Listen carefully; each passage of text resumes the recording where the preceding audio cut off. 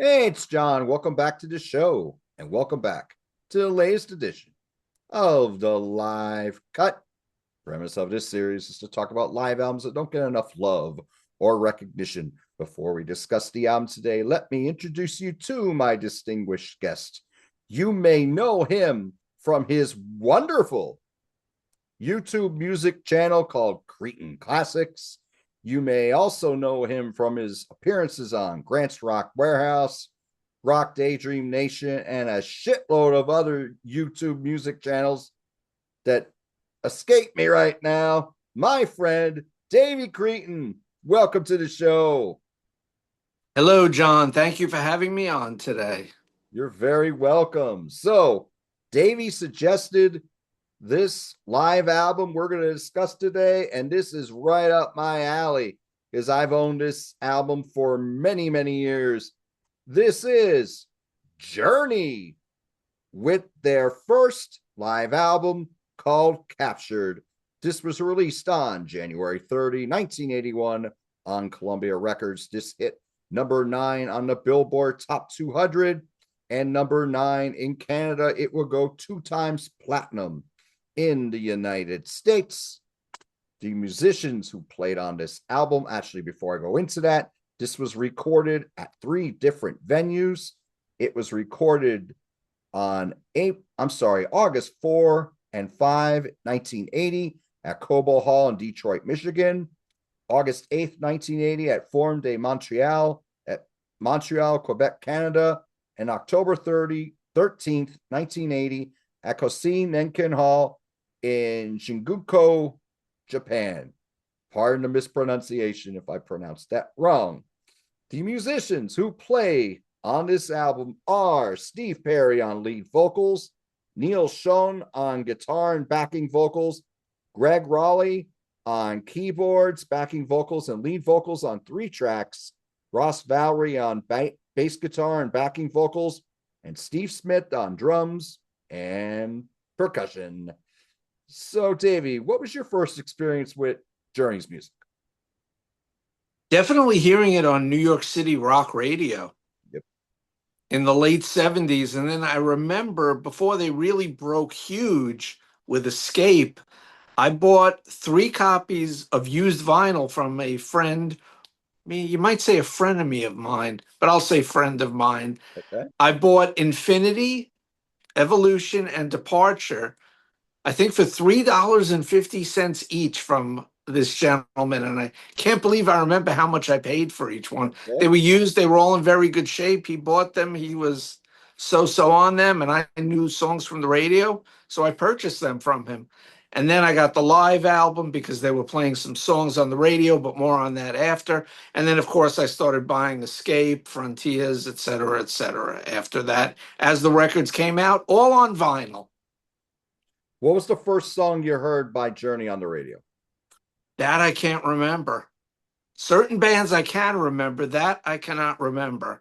I'm guessing it was one of the big ones like Wheel in the Sky, Lovin' Touchin', Squeezin', probably one of those. But Steve Perry's voice just hit me. I said, wow, this guy could sing. Absolutely. For me, it was Love and Touch and Squeezing. And it Okay. was on AM radio here. It would have been WARM AM. And the Mighty 590, they called it back then. Later on, it became like a talk station. But back then, they played music. It was before Rock 107 WEZXFM, Scranton, Pennsylvania, came on the air. That wouldn't happen until 1980. So the first time I would have heard Journey was when I was 7 in 1978.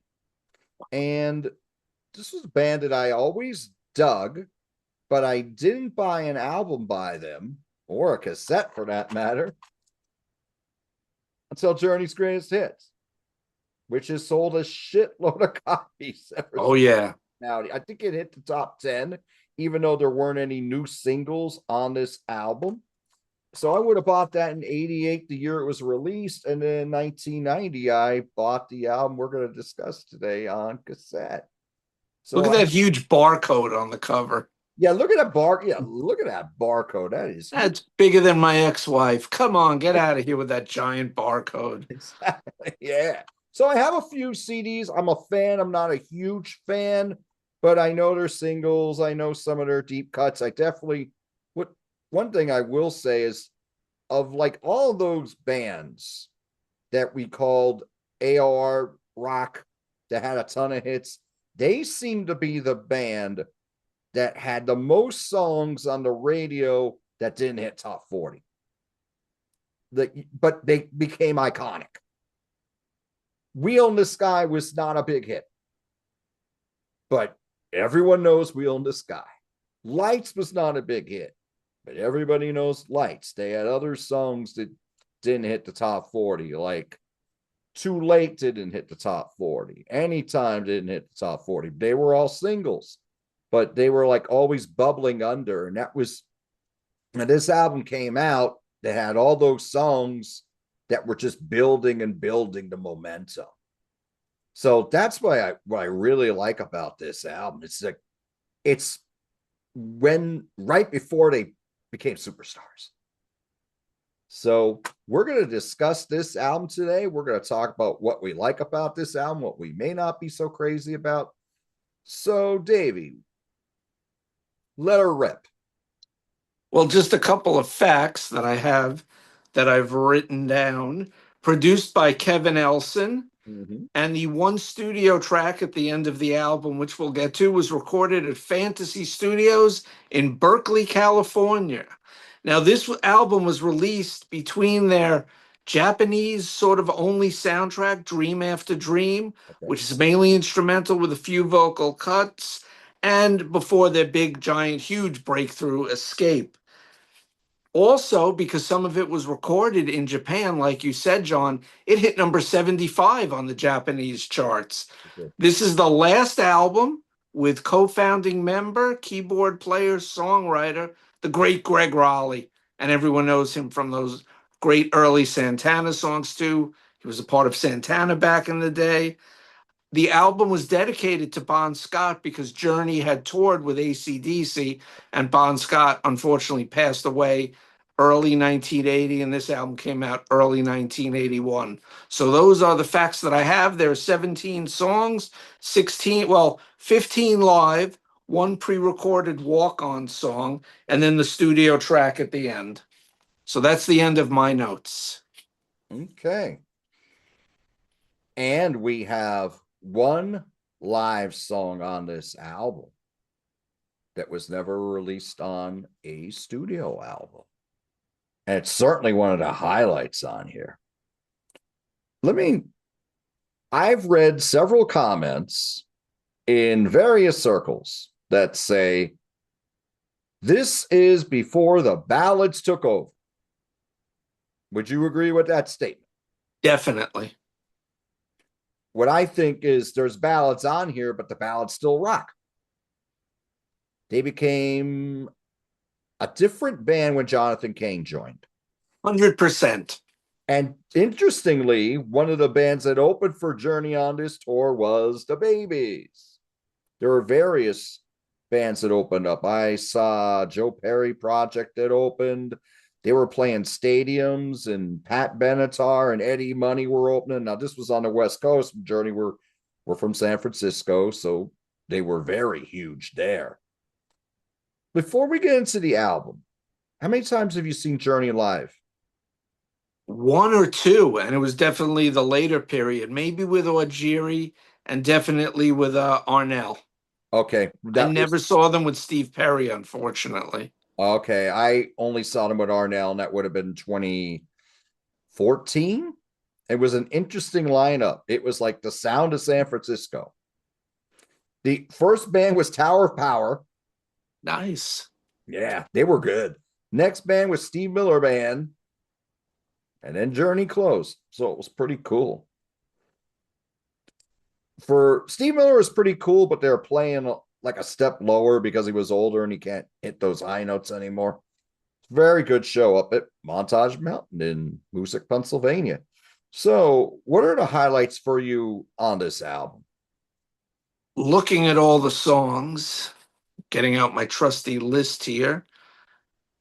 I mean, we had a phone call a few days ago. We were talking on the phone, and the way the album opens with the first three songs, I mean, they come on to the walk-on music, Majestic. It's the pre-recorded studio version from Evolution, if memory serves, right? Yes. And then they go right into Where Were You, which is just such a balls out rocker. Then Greg Raleigh takes over for Just the Same Way. And then Line of Fire is so heavy. It's like one of the heavier Journey songs. It's definitely hard rock.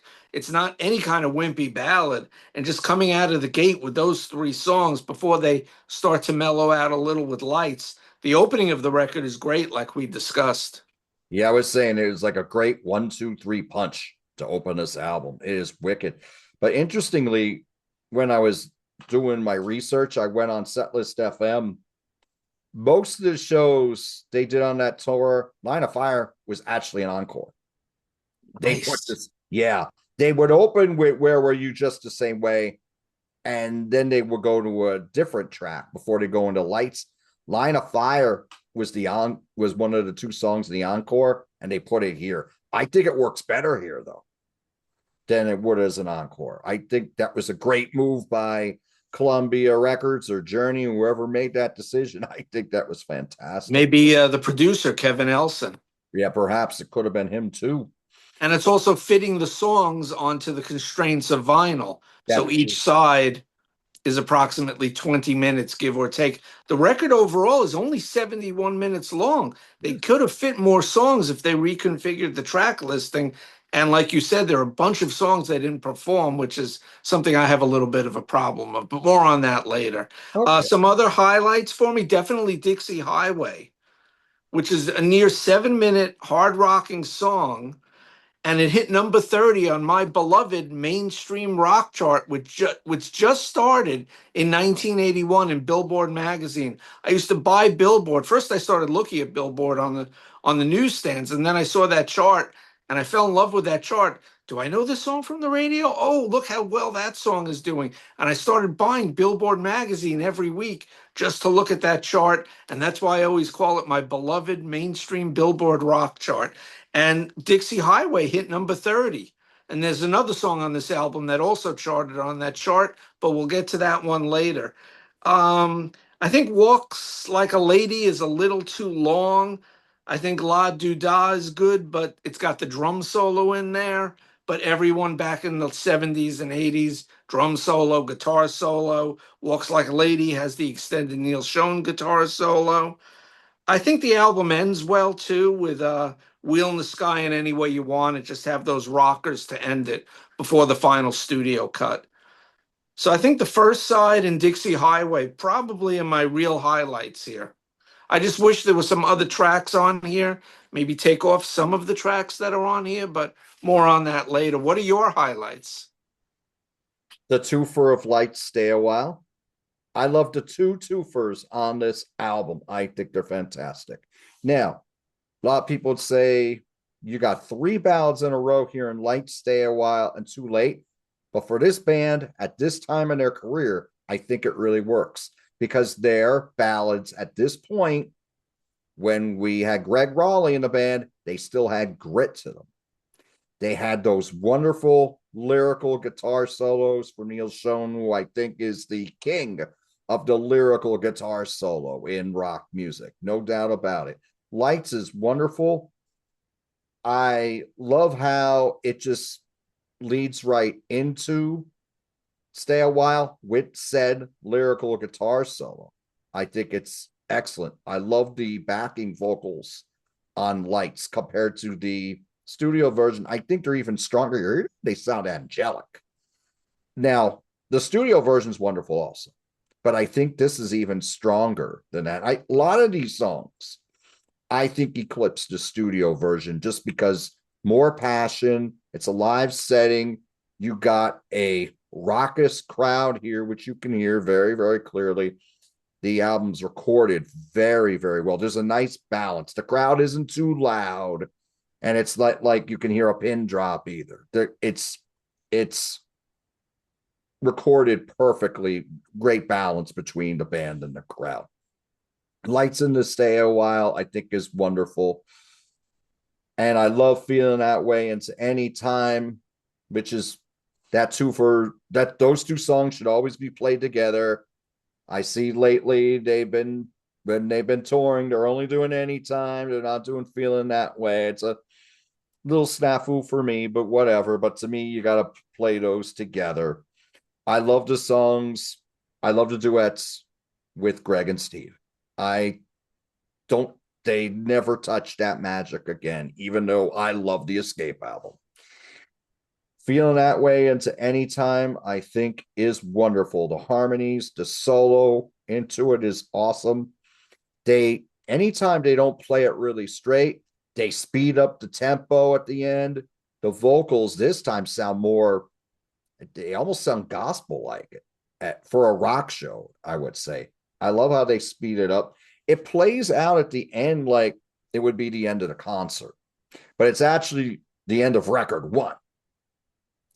I love how they're played on here. Dixie Highway, of course, I think it rocks like hell. And I really like how they slow it down to halftime during the bridge.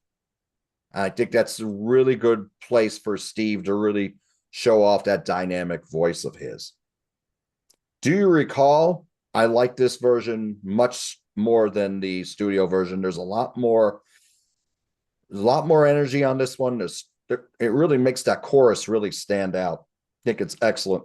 Now, La Du Da is more than twice the length of the original version, which was on Infinity, because we got the bass solo from Ross Valerie. And that bass solo, I think, kicks ass, and it's short. Steve Smith's drum solo, I like it. He's a master drummer, maybe a little too long. Just a little.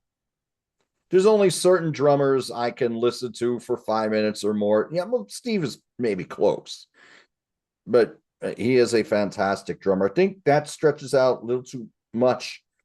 Having said that, if you compare this version to the studio version, this comes out like a freight train. This is wicked.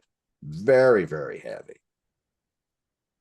I do agree with the way this album ends. I think you end it the way it is. Now, I'm not going into the studio track yet, just like you are.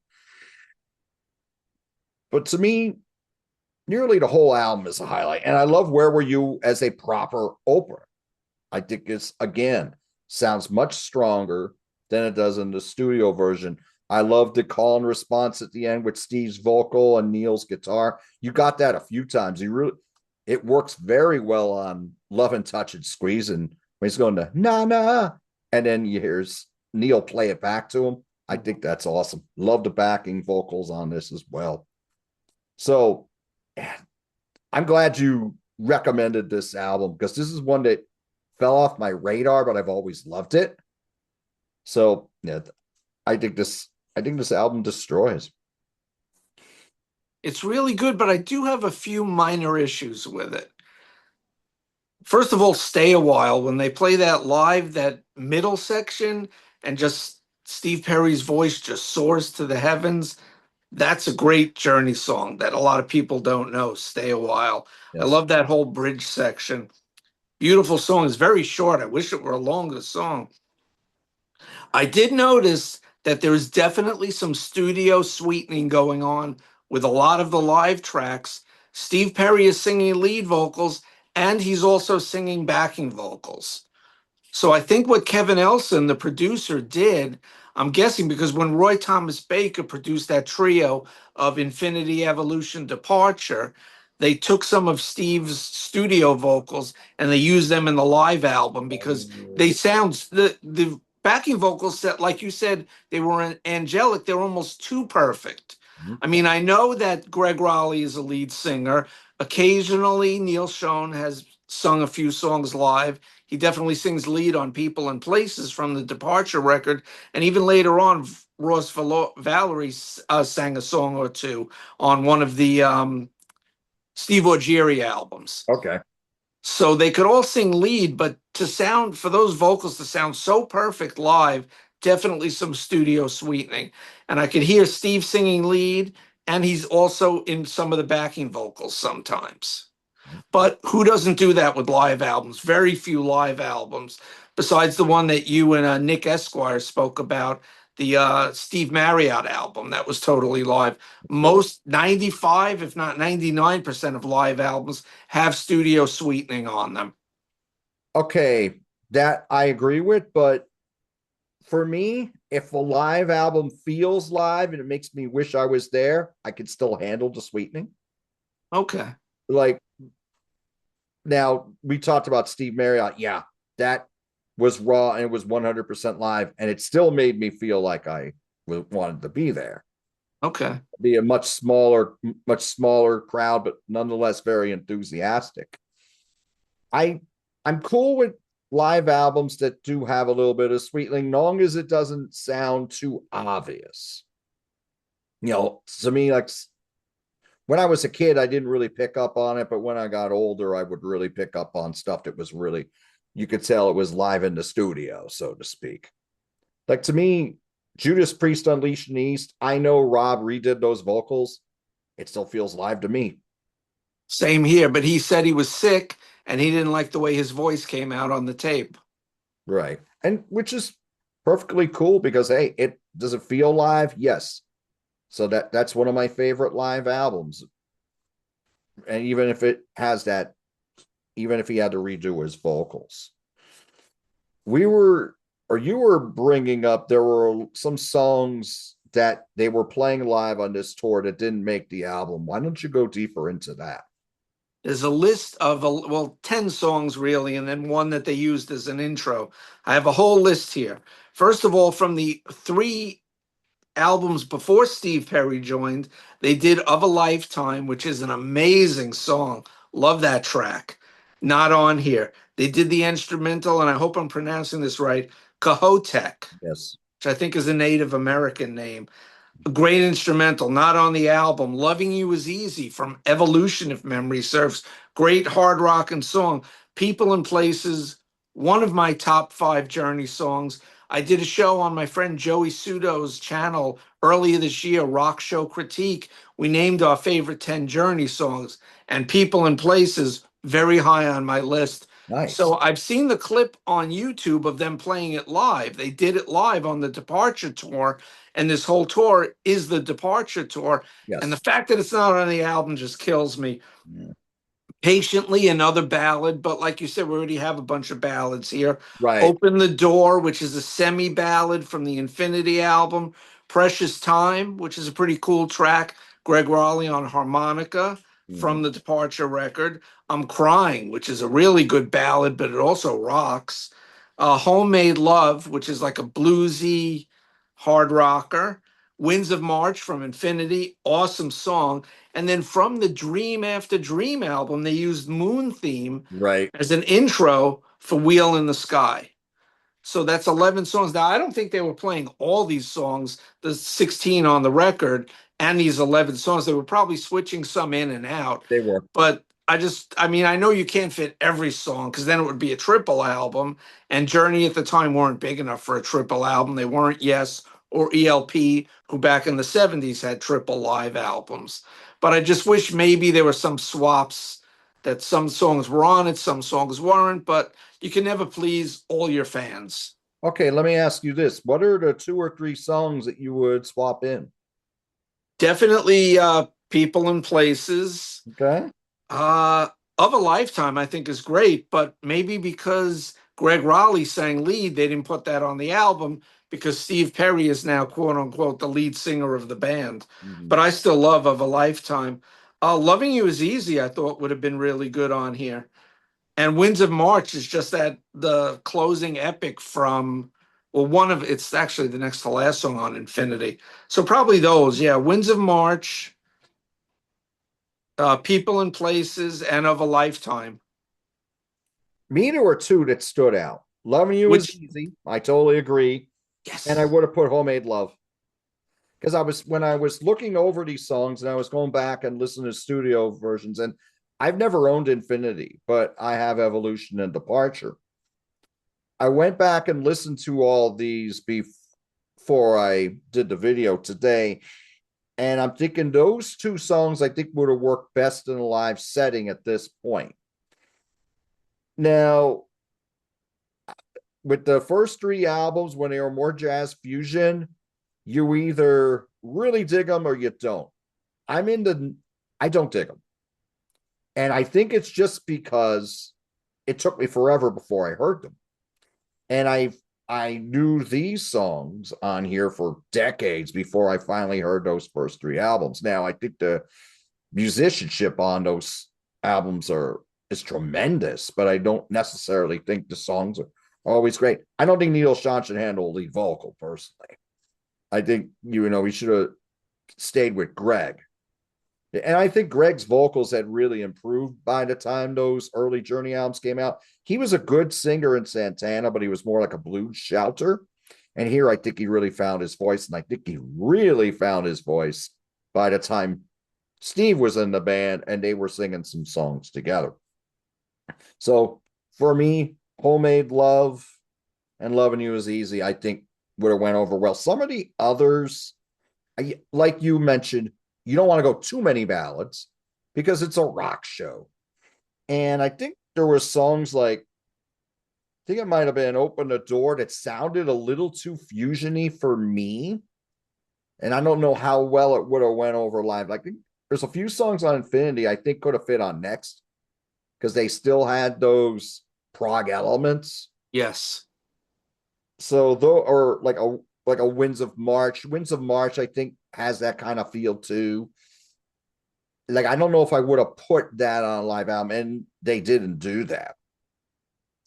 Let's get into the studio track at the end. And first off, best part, put it at the end.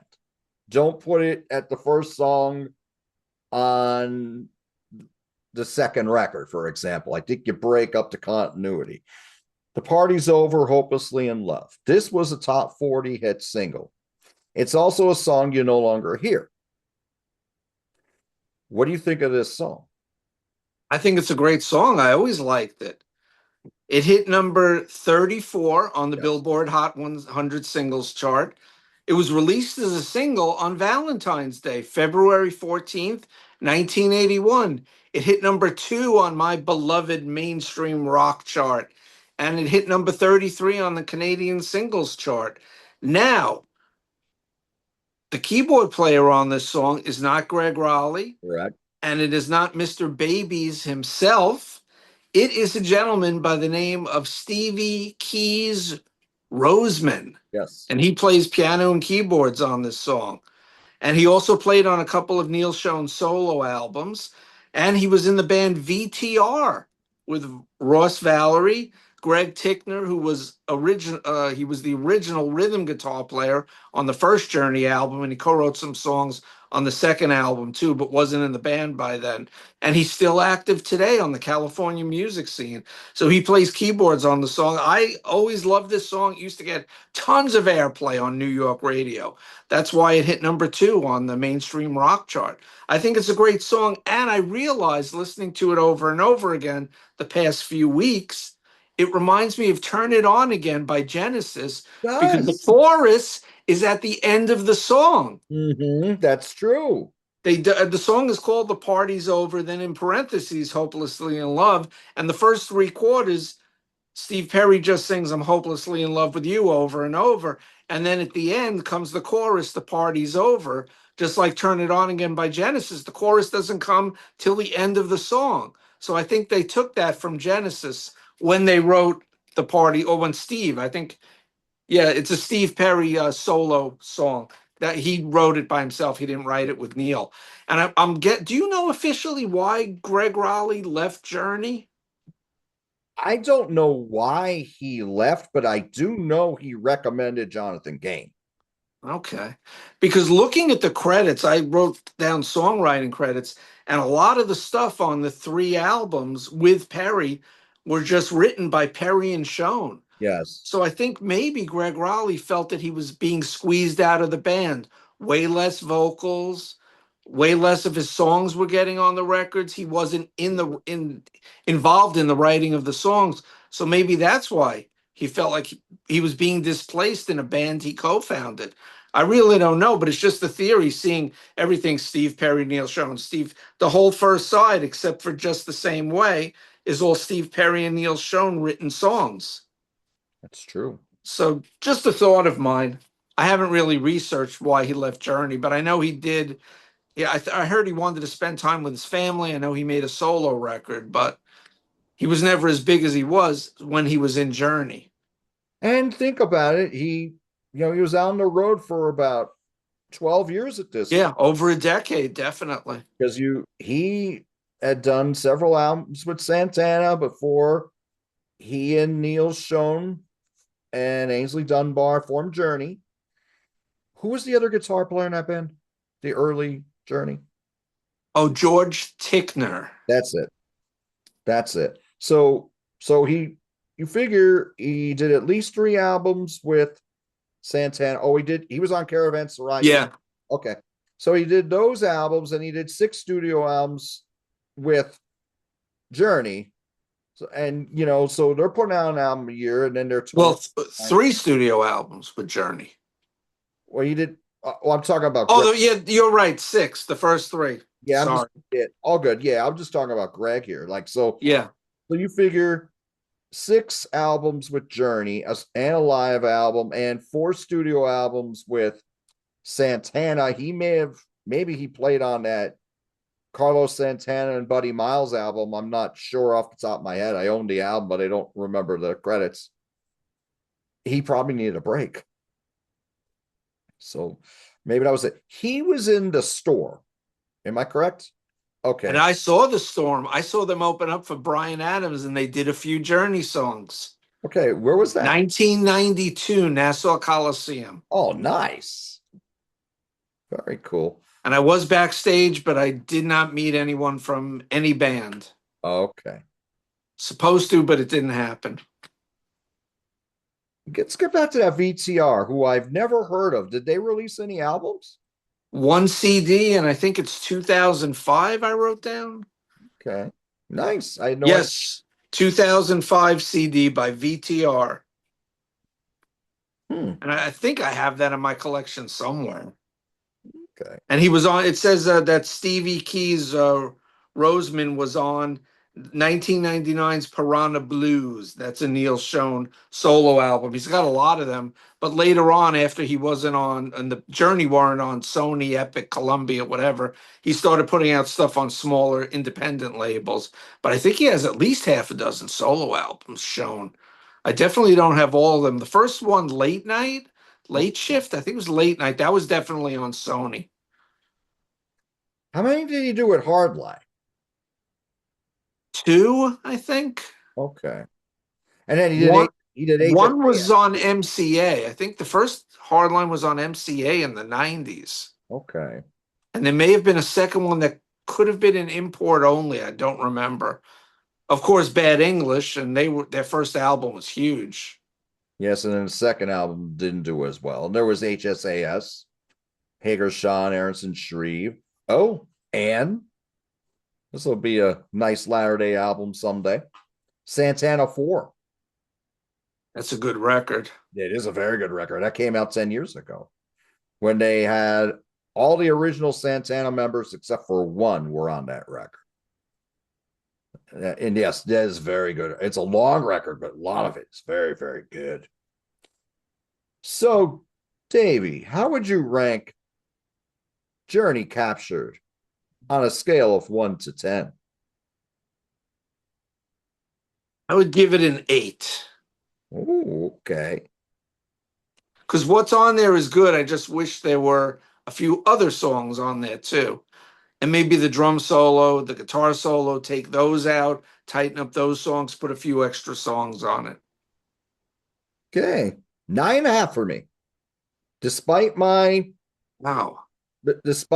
me thinking the drum solo is a little too long, I like the guitar solo leading into La Do Da. I think that's a great segue into that song. I love the vocals, even though there are some sweetening here. I think we got many of the definitive versions of these songs.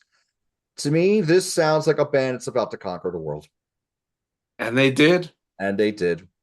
And even though Escape is my favorite record by Journey, this is the era that I always go back to. I just love the recording. I love the energy. I love the passion, the musicianship. Ross Valerie and Steve Smith are a wicked rhythm section. Fantastic. As far as the songs, I don't know. Having said that, I would put in Loving You Is Easy and Homemade Love. What would I take out? I'm not sure. Maybe Walks Like a Lady, but I still like Walks Like a Lady a lot. Everything else I think here fits. And I love how, like we talked about before, they took Line of Fire from the encore and put it early in the set. I think it makes it a better live album. And I like the Party's Over, Hopelessly in Love single. I don't love it, but I like it. I don't think it takes anything away from the album.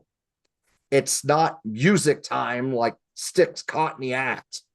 I was going to say that because they put that as the first song.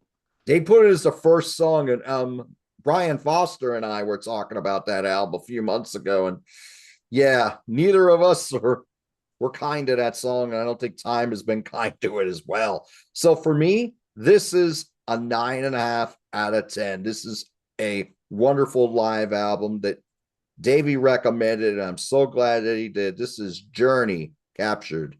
So for all of you who are watching, thank you for tuning in. What do you think of Journey's first live album, Captured?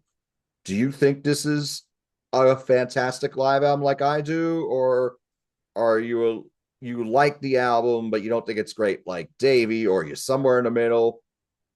What are your favorite albums by Journey? What are your favorite songs by Journey? What era of Journey do you like the best? Do you like the early jazz fusion albums? Do you like the Steve Perry albums? Do you like the latter albums when Steve Augeri and Arnel Pineda came in? Please let us know in the comments what you think of Journey's music and this live album, Journey Captured. Davey, thank you so much for joining me today. Talking about this live album. It doesn't get enough love or recognition. Journey's Captured. Thanks for having me on, John. I appreciate it. You're very welcome, Davey. It's a long time coming. We've been talking about a long time. Well, we've been talking about collaborating a long time, but we're always doing it on other channels. Yep. So, Davey, I know you got a lot going on. What do you have going on? Besides, well, you can even talk about what we're doing now. On my channel, we started favorite songs by year, and we just put up a few weeks ago 2001, and shortly we're going to record 2002 with a small panel, and this is like a spin-off show from Grant's Rock Warehaus, our buddy Grant. He has larger panels, and we're just keeping it small to 4 people. Grant has 7, 8, 9 people. So we've done 2001, it's on Cretin Classics, and 2002 is coming soon. And we're swapping out one panel member. And we're bringing in a different one. Yep. So check out and see who's coming in and who's taking a little bit of time off from the show. Okay. Do you have any other shows going on your channel? Yes, later tonight. I'm not sure.